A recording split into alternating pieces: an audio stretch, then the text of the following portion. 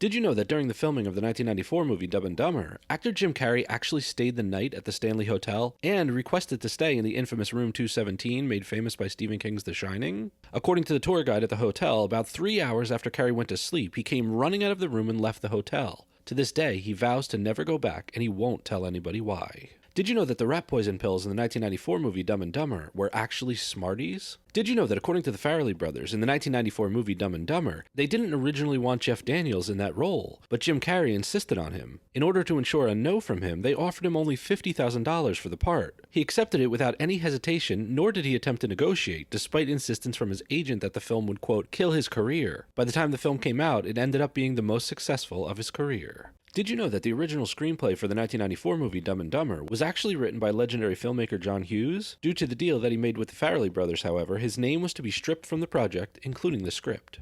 Did you know that according to actor Jim Carrey, Dustin Hoffman actually called him after the 1994 movie Dumb and Dumber came out? He then proceeded to tell him that he watched the movie and that it was the, quote, most genuine and authentic friendship he'd ever seen on film. Did you know that actor Jeff Daniels has said that he was on a golf course one day when Clint Eastwood told him that he had just seen the 1994 movie Dumb and Dumber? Daniels braced himself for a negative reaction, but to his surprise, Eastwood wanted to tell Daniels that the bathroom scene had actually happened to him once when he was on a date. Daniels later co-starred with Eastwood in the 2002 movie Bloodwork.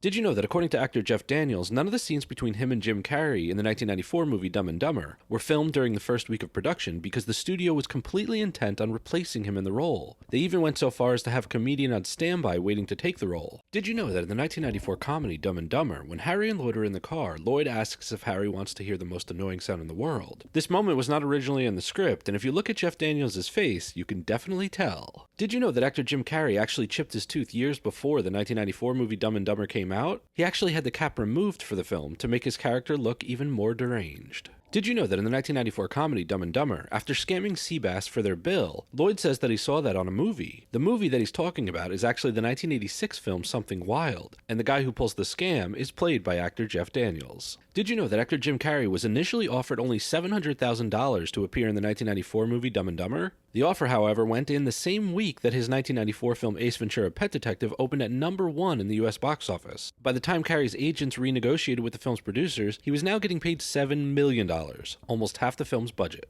Did you know that when the 1994 movie Dumb and Dumber soared to the top of the US box office, it actually made Jim Carrey the first actor to have 3 films go straight to #1 in 1 year? The 3 films were, of course, Dumb and Dumber, the 1994 film The Mask, and Ace Ventura: Pet Detective.